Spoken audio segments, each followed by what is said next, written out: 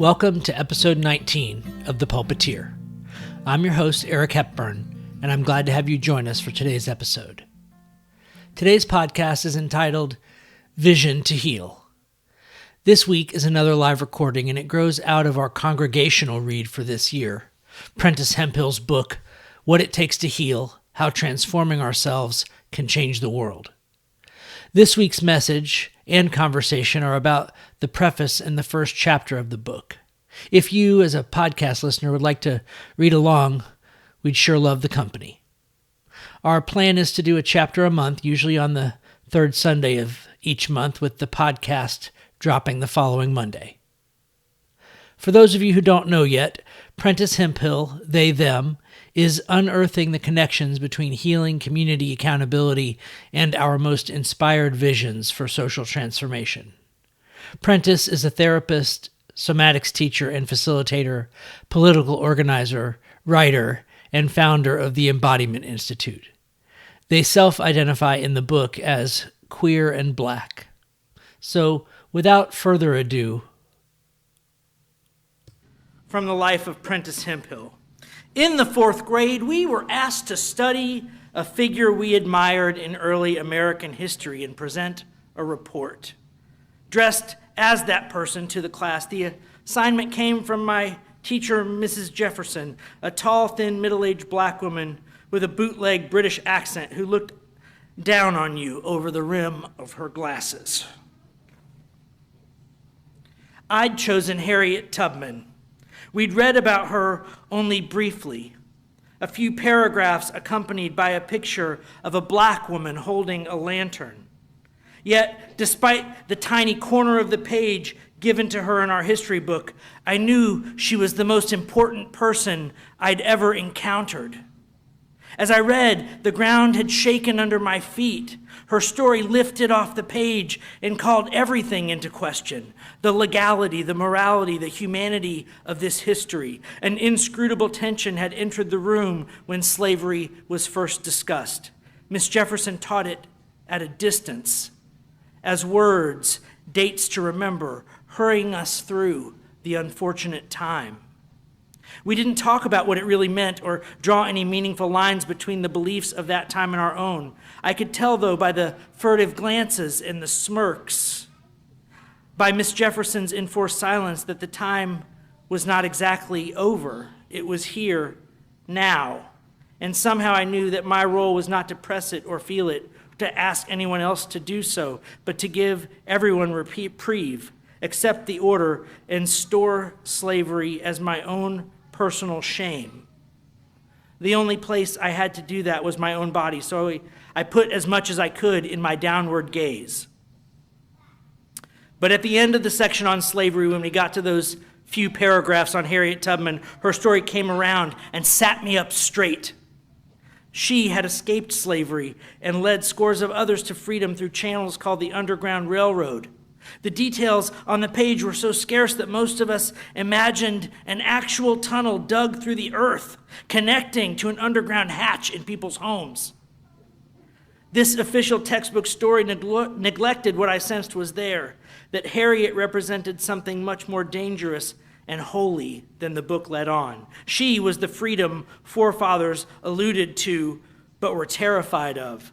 She was the true story at the heart of this country, the contradiction and pursuit, the hidden pulse under the war drums, a black woman in a white man's vision for the world. She broke the spell for me at a time when I was learning what was expected of me. My mom had helped me assemble the outfit, tied my straightened hair up in her nighttime headscarf, clinched a white sheet at the waist with a belt to make something of a dress. I held her worn-out Sunday Bible in one hand, and across my shoulder slung a tote bag filled with shredded cotton balls. I held a flashlight in the other hand, my lantern. I'd never really enjoyed dressing up, but dressing up as Harriet, I wasn't in costume as much as I was being fortified. At that time, you couldn't have told me I wasn't a superhero. I walked into school proud, defiant, straight-backed. Miss Jefferson's expression was blank when I showed up in her class, as though she thought that if she stayed very still, the others might not see the resemblance between us. She stood behind the kids, her eyes fixed on me when they asked, "Who are you supposed to be? Are you some kind of slave?" I waited until their giggles died down and declared that I was Harriet Tubman, that I freed people under their noses. I said it as a dare. Neither the other kids nor Miss Jefferson said another word. When I gave my report, I talked slowly and met each person's eye. The shame left my body then. I felt strong, determined, and I could, at least in that moment, see through all that was unacknowledged and unspoken in our class.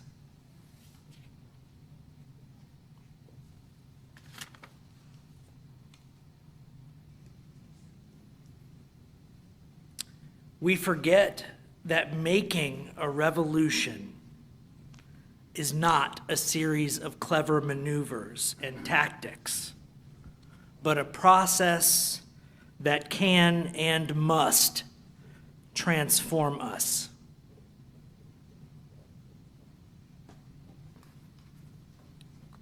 This quote opens the book. It's from Grace Lee Boggs in her book, Revolution and Evolution in the 20th Century. A revolution involves making an revolutionary leap toward becoming more socially responsible and more self-critical human beings. In order to transform the world, we must transform ourselves. So, I'm really glad for our anthem today to mix in some levity into a relatively serious book. So I shared with you one story from our read today. I'm going to start with a couple other shortened versions of stories from the book to get those of us who, I just want to, I don't believe in shame as a social justice tool. But I would like to see who's read the chapter, just to get a sense of, all right, thank you. Thank you. Thank you for letting me know how much of the audience is on which channel.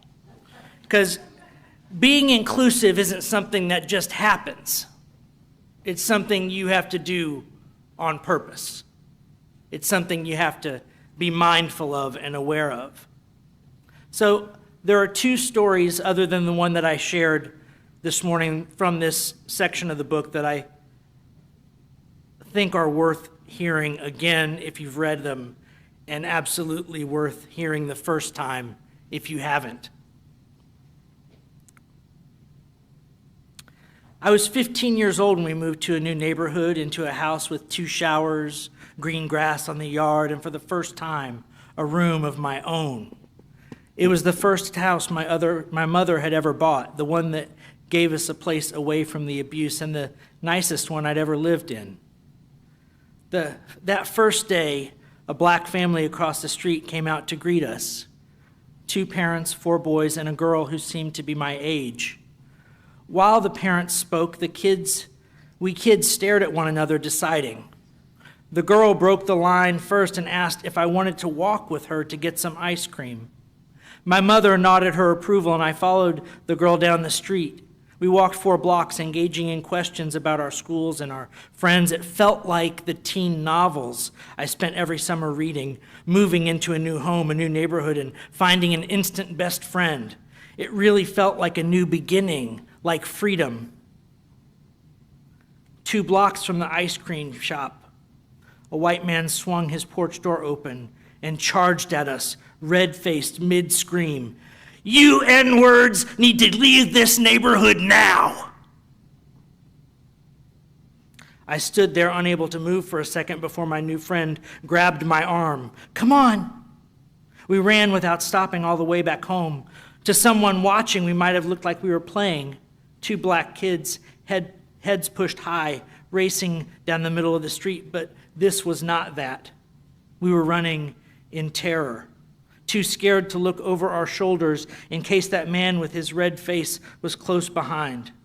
It's not that I hadn't encountered the vitriol of racism before. I had, often, at school and in town, but I had never felt that specific fear in my own neighborhood before, so close to home. When we got back, I was shaking. We told our parents and they scooped us up and we retreated to our homes, but my mother didn't ask many questions of me or say very much at all. I imagine she wasn't surprised. She knew what the world could do. Having grown up in segregated Louisiana, she may have had too many of her own stories running scared to think there was any use in comforting me. I didn't know exactly because she'd never said. Perhaps she'd never been given the room to. That girl and I never got our ice cream that day or any other, and we hardly spoke to each other again. Somehow what had happened seemed the fault of us coming together, of imagining that we could just be kids who got ice cream on a summer afternoon. I never ventured past the end of our block after that. I was terrified of what lay beyond, of the violence my blackness seemed to activate in others.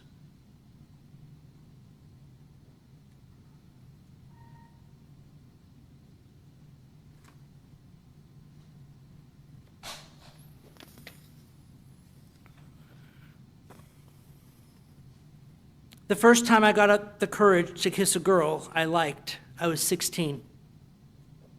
We stood there afterwards holding hands, basking in that awkward teenage love, when a police car pulled up. Someone had called the cops on us for kissing. "Your parents know you're out here carrying on?" the officer asked. My parents did not know that I was out there carrying on, so I dropped my head and said no. I hadn't anticipated this intrusion. A second earlier, I was filled with teenage urges, that soaring rush of hormones and new love feeling that made the world turn on and show itself to you. Now the color had drained away and my body slammed shut. "Take yourselves home then, and I bet not see you out here again." Disoriented and terrified, I complied. I learned the lesson clearly, though. Be careful of believing your life can be your own. For some of us, our visions are a threat to order.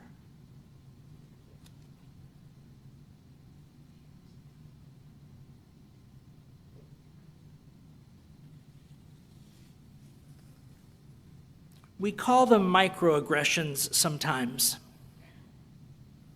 I wonder if that word isn't just a way of diminishing and belittling the impact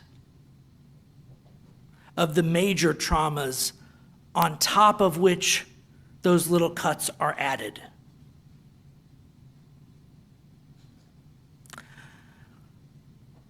I think it's worth sitting with these stories for just a minute, maybe reflecting on some hard times that you had when you were that age, and asking what's different about this, especially for those of you who look like me. What's different about this than maybe some of the hardships you experienced that were similar?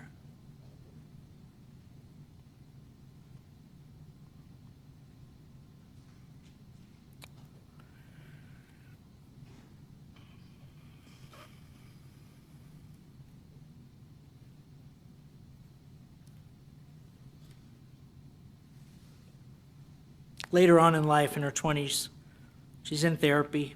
She says, "I want to know how to love.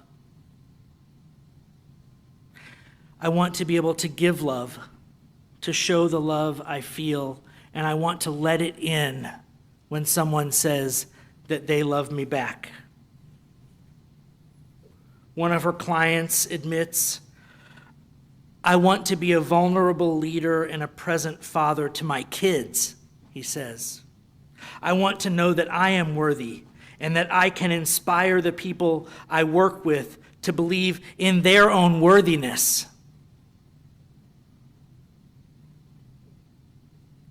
The section is called Vision. On the back of these hard and heartbreaking stories is the realization that if we think that healing isn't possible, if we think that progress isn't possible, if we think that there is no better world to hand to the next generation, we will simply walk through life doing rearguard actions.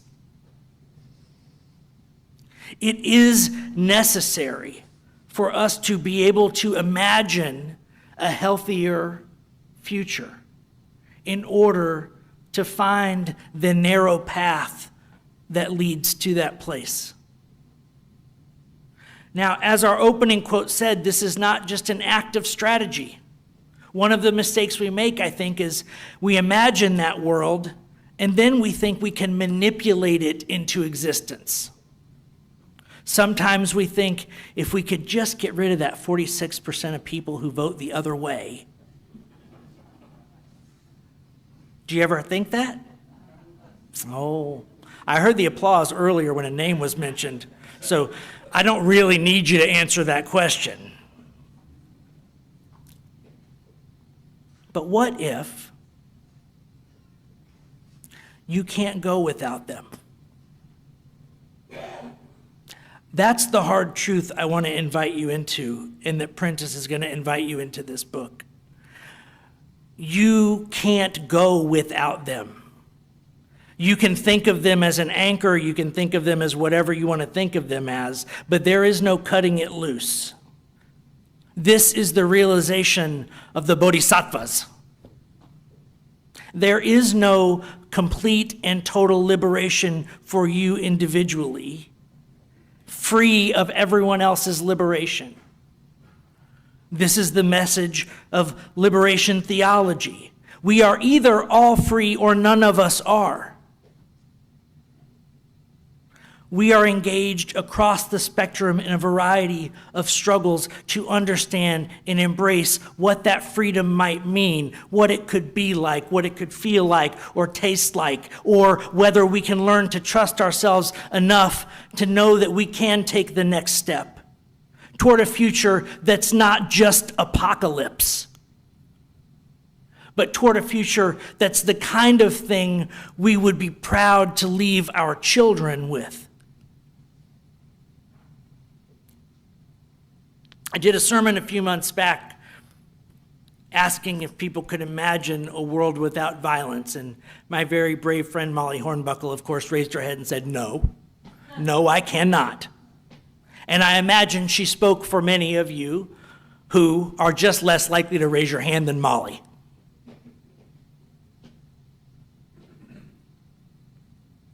It's hard to imagine, isn't it? We look at what's happening in Israel and Gaza right now, and it's hard to imagine a world where people don't think they can use violence against one another to get to heaven. Heaven on earth, heaven in the afterlife, whichever version you prefer to envision. It's hard to imagine a world where people don't think, power is power and I just got to have power over other people and then my vision can win. My vision of the future can win over other people's vision of the future. Here's the spiritual challenge. If you're really talking about the vision,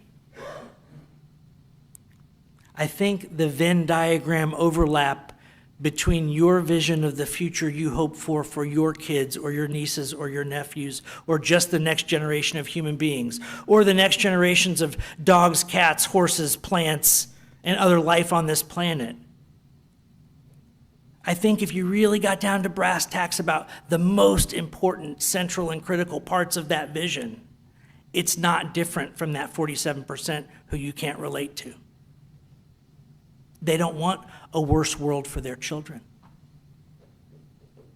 They don't want their children dead in a bloody heap in a school shooting. But we might need each other to learn how to walk a path together that gets us there instead of just talking about it. Now, there have been a lot of hard conversations, and there will continue to be in the political realm right now because there's disingenuous behavior happening. And it is difficult to develop trust relationships when either you know people are not being honest with you, or when you feel like they've become incapable of being honest with themselves. And that's being played out perhaps in a way that's very public and overt.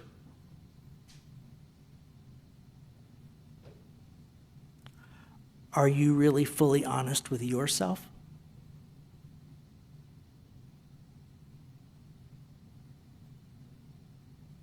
I'm not. I struggle to be. But if I'm honest, I don't win, I don't succeed every day in that struggle to be honest with myself. My blind spots are still my blind spots. They're the things I can't see about myself. Learning, I didn't know it was going to be a prop. Maybe it's not. There it is. Learning how to shine a light in that dark corner that I couldn't see before. That's a lot of work for human beings. We need each other for that work of seeing around that corner in ourselves. We need somebody or many people in our lives who are willing to go peek around that corner for us and tell us what they saw in a way that is filled with love and kindness and compassion that we can hear. And we have to be willing to be curious enough to want to hear what they have to say. And that's not always true either, is it? That we're curious enough to want to know what's around that corner. That lie that we were told early in life about our brokenness or our unworthiness, well, that might come true if I look around that corner.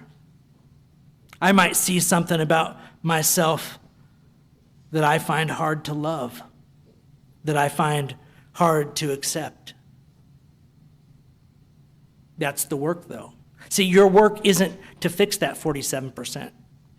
I know how many people are out there telling you that it is. You either have to beat them or fix them. Right? Am I wrong? Is that not the message out there? You must beat them or fix them. And I bet if I asked you to raise your hand about how many people think they're fixable, I wouldn't get as many hands as I got earlier. You want to do the test? How many people think that they're fixable? All right, we got a few dyed-in-the-wool optimists like me in this room, and thank God for that.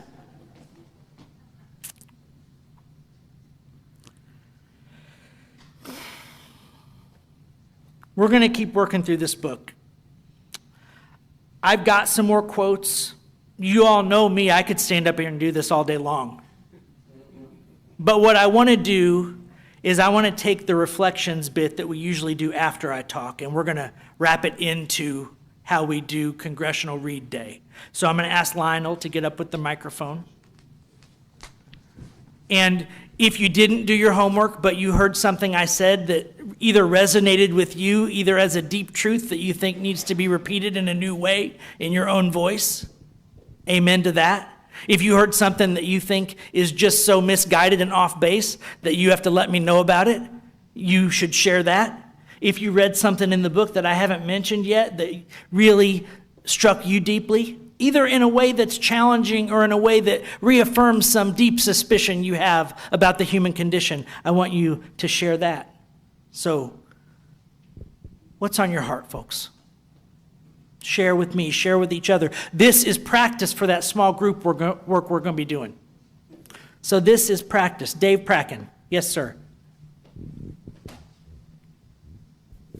In the first chapter, when the two girls were going down for ice cream and they got scared away, I was really upset that they never connected again. Very upset. I don't know why. Well, I think that's what I was trying to get at when I said that the little microaggression cuts aren't the big thing, right? Like, these are the negative, unintended long-term consequences of living under constant oppression. It short circuits a friendship while it's a seed just trying to poke its little green tendrils through the earth. And if that's not worth being sad and heartbroken about, I don't know what is. I mean, and also I want to acknowledge her skill as a writer, right? She talks about, like, I thought I got to be in that moment. Like the one moment that's in all those teen novels where I moved into a new neighborhood and suddenly, instant, magical, girl my age, best friend. I mean, it opens up a cornucopia of future possibilities that you can taste in her language, and you can smell in the air the promise of a lifelong friendship, the promise of days spent wandering around the neighborhood, going to the park, getting in trouble together. All of it snuffed out like that. If you can't grieve that for that little girl, and if you can't recognize that this is one story pointing at a mountain of facts, a mountain of stories just like that, then you're not taking the racism problem in this country with the gravity that it has earned. That is the story. That is the story of disconnection and oppression and the way that it lands in individual human lives. And it is worth grieving, and it is heartbreaking. Thank you, Dave.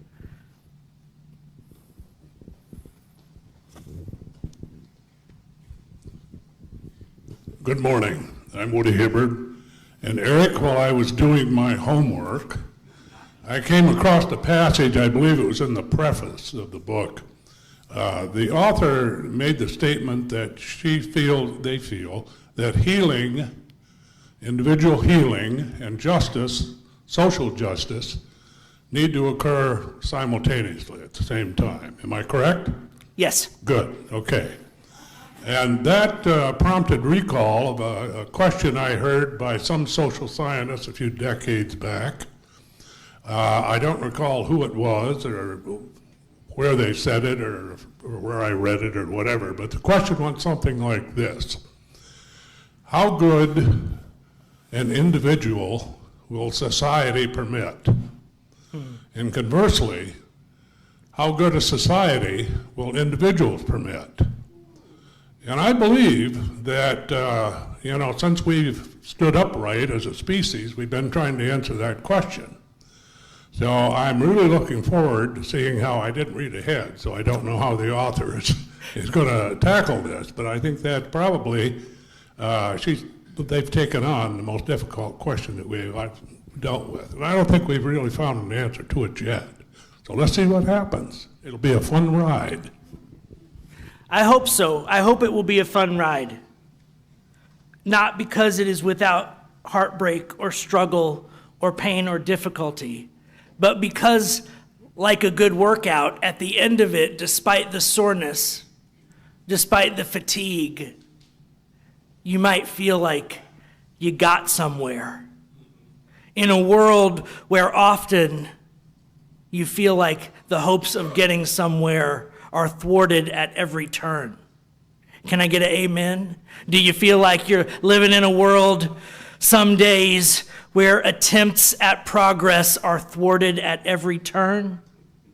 Well, I want to propose this to you. We've talked about the 6X. You can go ahead and walk over. We've talked about the 6X negativity bias.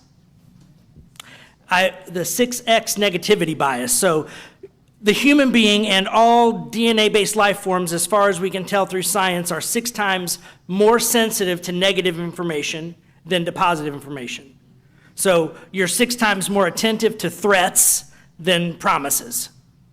This is carried out in a bunch of research from microbes all the way up through human beings. Now, here's the thing. I've developed this phrase that I've been using with my son back there. This is the test to see if he's listening or on his headphones. I think he's on his headphones because he didn't look up at me. So, it's neither as bad as you fear, nor as good as you hope. Right? Like, most of us walk into most moments in life with those two bookends kind of accessible to us, right? We're prognosticating about a range of things, and we can, if we pause for a minute, kind of articulate the worst case scenario that's haunting us. If this doesn't go well, this is how bad it's going to be. And we can usually articulate some version of like, well, if every single thing goes right, this is how awesome it could be. And have you noticed that the truth is almost always in between those bookends? But interesting, rarely super close to either of them, right?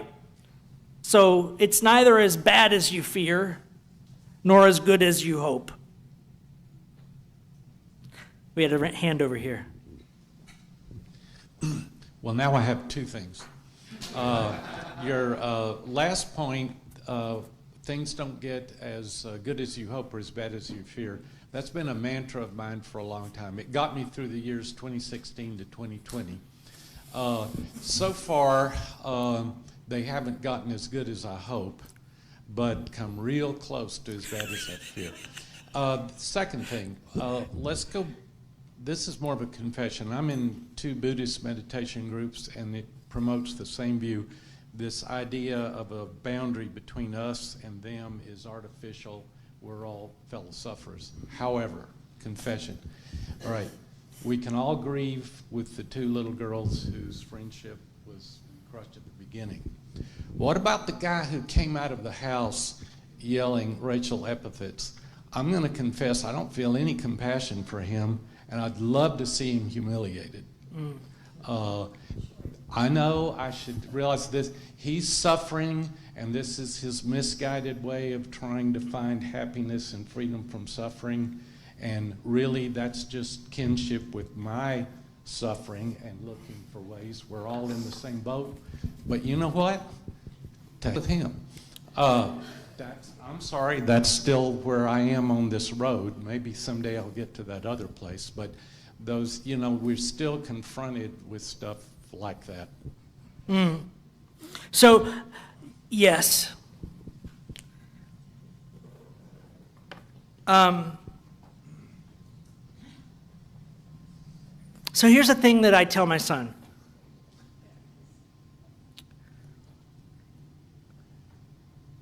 If that had been him, and there have been moments in our life that paralleled that, where he came home and had a moment of confrontation out in the world.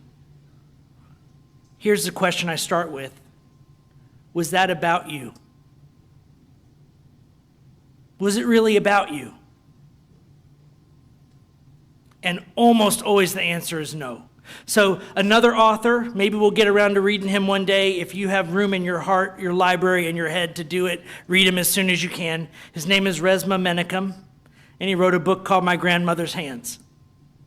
Now that book is a somatic healing book. It very much, I would say that Prentis is in the second wave of somatic healers after him. He wrote this book several years ago. It's a really outstanding book. Here's how he describes what you're talking about. That man who ran off his porch is blowing out his trauma through other people who are in no way like really the valid targets of that trauma. But the result of embodied racism is that they are made targets in the same way that some people who you may or may not have known or heard of in life kick their dog when they're mad. If something is not fully human in your worldview, that thing might be kind of like hitting a pillow. You're entitled to do whatever you want to take out your emotions through anything that's not on a moral equal footing with you. Now, as we, later in the book, there's a section called Expanding Our We. As we let our we grow bigger and encompass more people, more living things, all living things, we start to think, oh, maybe the Jainists were onto something. Like maybe taking out my rage on any living thing is a pretty not okay thing to do. So I struggle to generate compassion for that person as well. And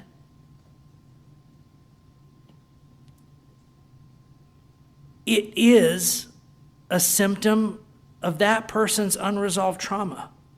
And we all deserve to have our traumas healed. Here's what I want you to identify with. Maybe your traumas and your worldview didn't intersect to where you thought you could run off your porch and empty your bad day into a couple of children of color playing in your neighborhood. And thank God for that. Thank God that didn't happen to you. But I think each one of us in here can relate to moments when we were having a bad day and we took it out on somebody or something that didn't deserve it. Can I get an amen? Amen. That's your entry. That's your entry to compassion. It's not false equivalency. It's not excuse making or justifying what that person did or trying to make it okay. It's acknowledging that the same pattern that operates in them operates in you, and you have been there. You have been there. Now, maybe your parents were enlightened enough to not teach you racism, but maybe like Christy Nome's family, they had a very callous view about pets and farm animals. I'm going to tell you straight up, folks. I grew up with family members who will shoot a dog or put a cow down or a pig or any other number of animals if they're not fitting into farm life. That is the culture of those places. It's not done out of cruelty, and it's not done out of anything. I understand, as somebody who has now been a city folk person for most of the rest of my life, I understand the disconnect that city folk who are pet owners have with this concept. And so if you don't know any farm folk, it's real easy and convenient for you to sit in Judgment Day about what somebody else did and why they did it and how they did it and how they must just be an awful person. No, they might just be a person different than you. They might just be a person different than you.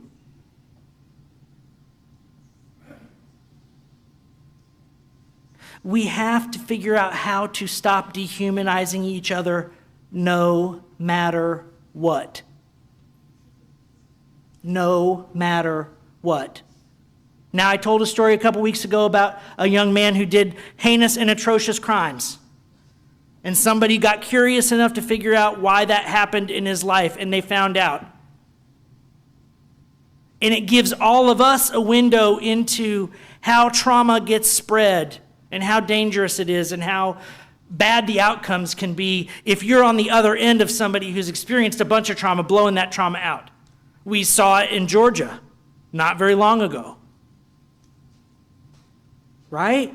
We're seeing, this wave of school shootings is what it is.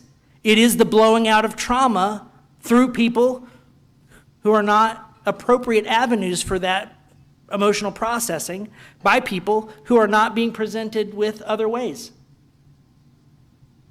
It's mildly off topic, as you know I am wont to be, mildly off topic, but here's the thing.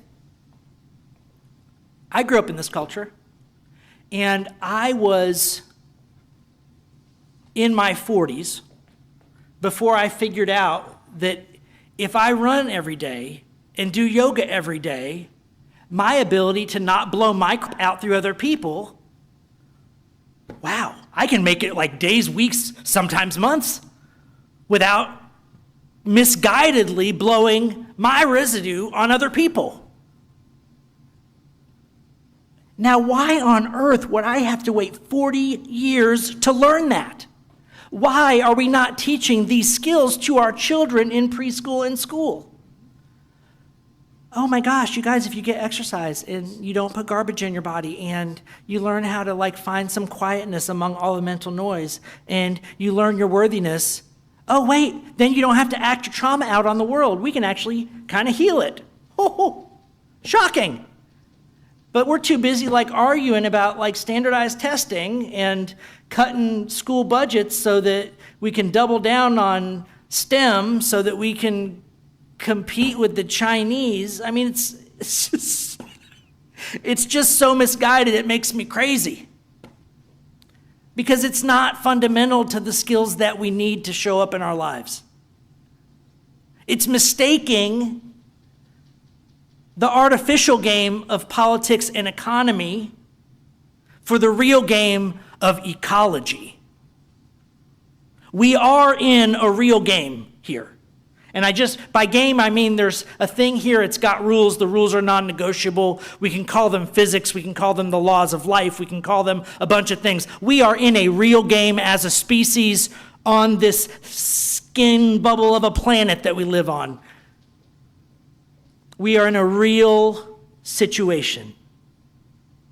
Now, as an adaptation method, we developed some of games of our own devising to help us navigate the bigger game. But the truth is, at this moment in our history, we have lost sight of the big game because we've gotten too obsessed with playing the little game. We got too obsessed with playing the game of power or prestige or money, social standing, nationalism, allegiance, all of it. We're letting these made-up games that we made up substitute for the reality with which we cannot avoid attending. And we prioritize the little games we've made up over the real game that we are playing. Have you ever taken a kid to a soccer game and they're the kid that sits down and starts picking flowers in the middle of the field? That's us. Geopolitics, picking flowers in the middle of the soccer field.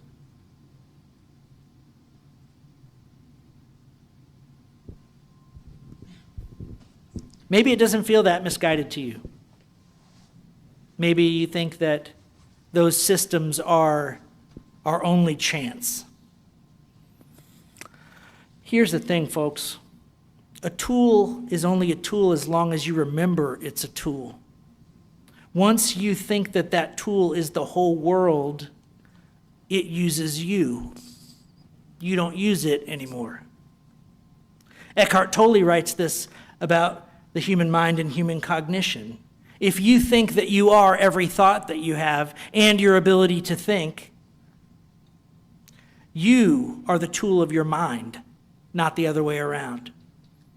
Find the off switch, learn to meditate. Then the mind becomes something you can use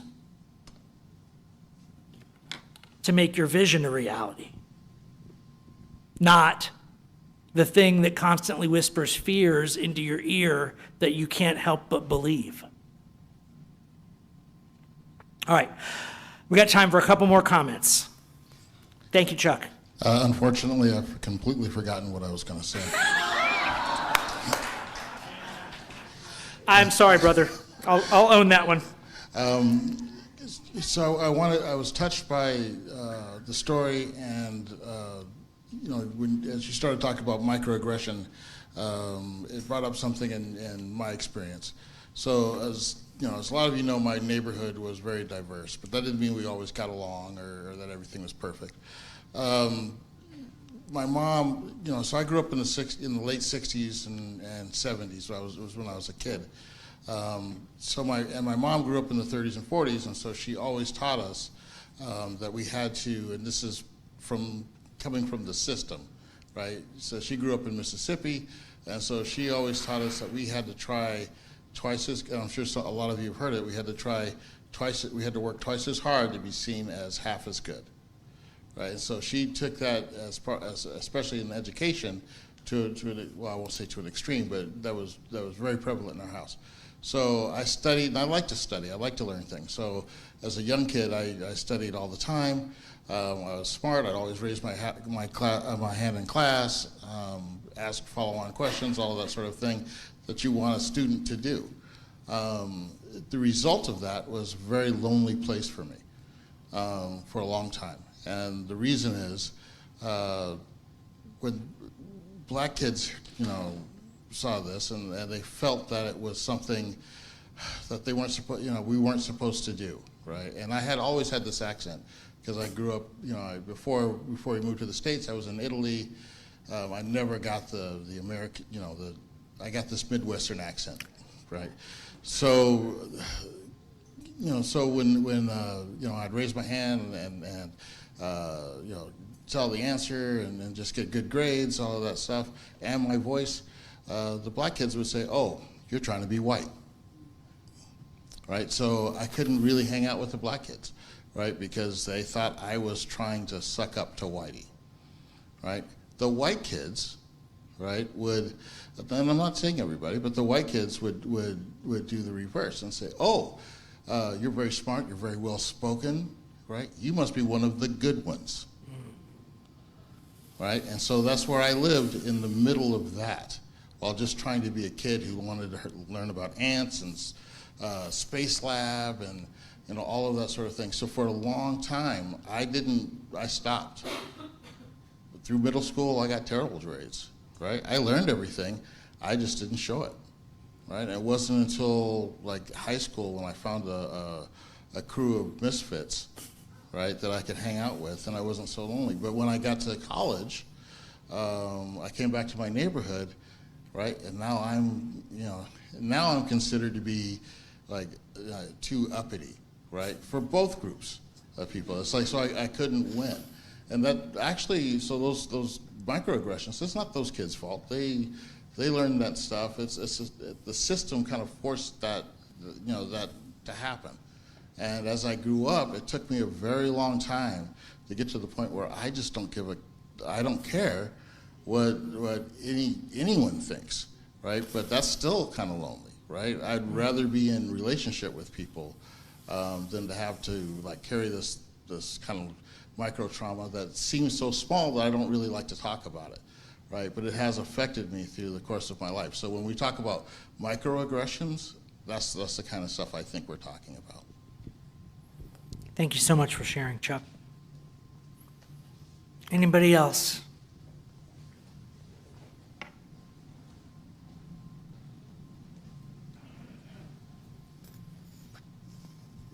I'm Lacey. I think everybody's catching on pretty quick. There's a lot in my head. Last week you said something about like when your mind goes quiet, there's still something. I'm like, minds don't go quiet. That doesn't happen. What are you talking about? But yeah. Reading, I did half the homework. Reading through the preface, it got a lot of questions stirring, and hopefully I'm not going to insult anybody. But immediately when we seen the Black Lives Matter things, my mind started questioning and saying, like, where are we going with this? But continuing to read, I think that the author was, as they like to say, a credit to the race or the movement or whatever.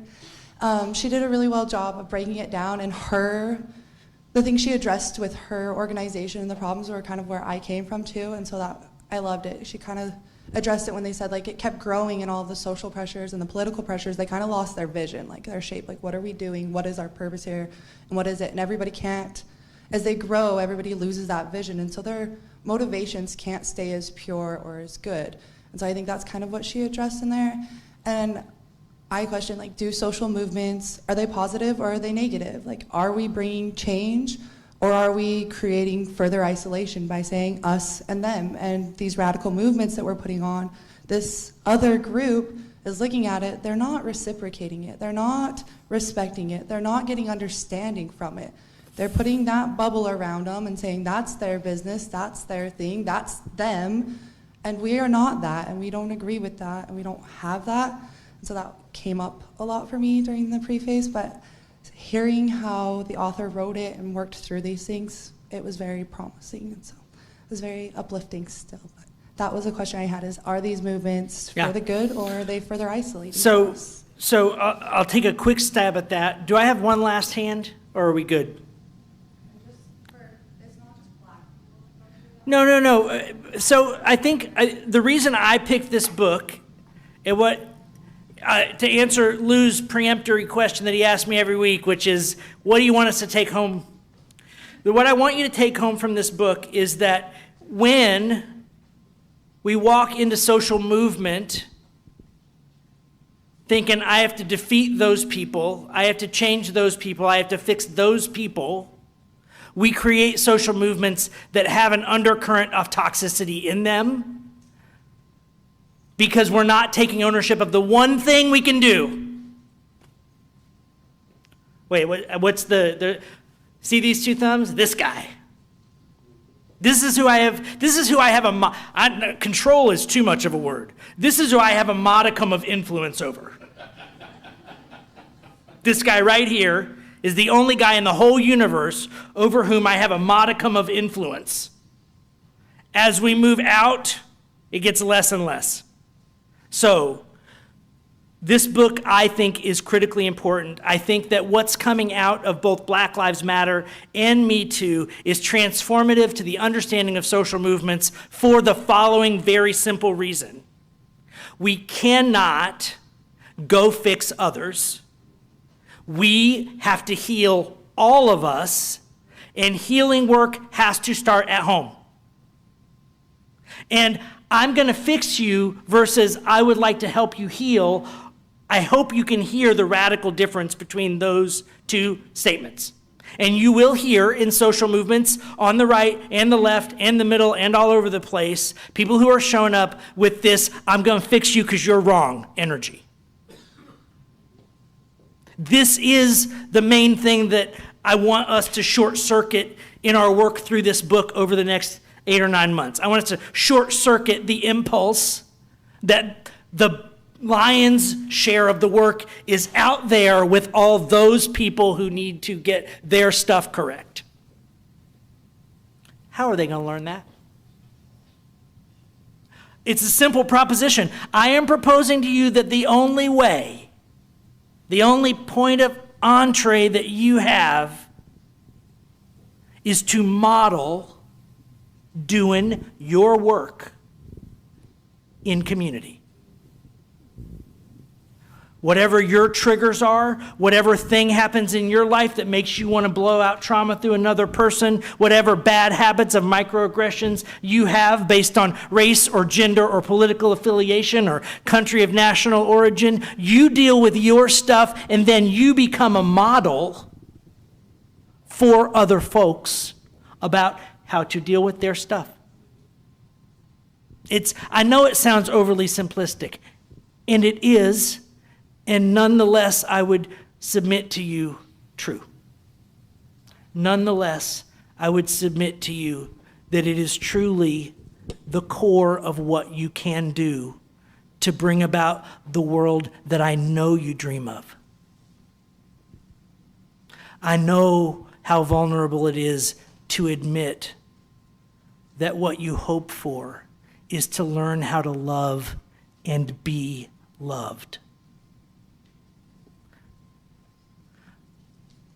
I know that you all want to show up as vulnerable and productive parents and aunts and uncles and friends and family members and community members. I know that's what you want to learn. And I know that admitting that is a tender thing.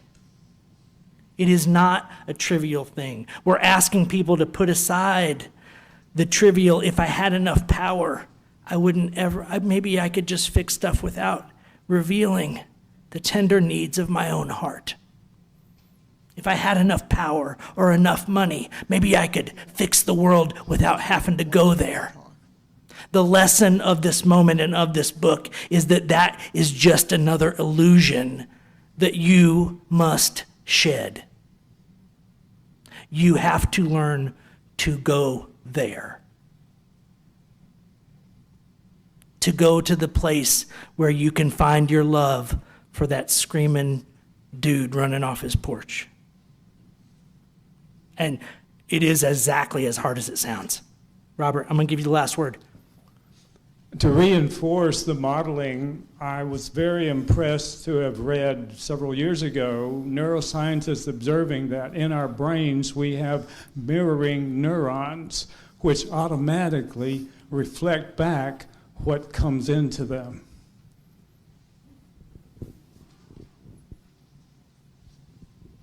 Amen. I don't think science and religion have been at war for a long time. And just like we were talking about with social justice movements, a lot of it was misguided finger pointing. But I think if we listen deeply, our spirit, the wisdom that's coming up to us through our own practices and through the voices of our siblings in the world today, and many of those siblings are scientists. There is a heart to all those Venn diagrams that is the bright light of truth that the sages spoke of. Religion and science are not at odds. People who demand that they be right and that they have certainty are at odds with one another. The truth is unmoved. I'm going to leave you this morning with this brief quote from the end of the chapter. Our ability to dream of something different, to name longing, to articulate vision, and commit to it directly correlates to the likelihood that we will experience it, that it will be realized. Until next time, thank you for joining us on The Pulpiteer. The Pulpiteer podcast is a production of the San Gabriel Unitarian Universalist Fellowship of Georgetown, Texas. If you'd like to support the podcast, you can make a donation at sangabrieluu.org/give. The podcast is hosted by Spotify, and theme music is by John Faber. Live recordings co-produced by Frank Sanders, Andrea Meisenheimer, and Rob Berthold. A special thanks to our congregants who asked questions and shared their experiences of this book. The podcast is produced and performed by Eric Hepburn.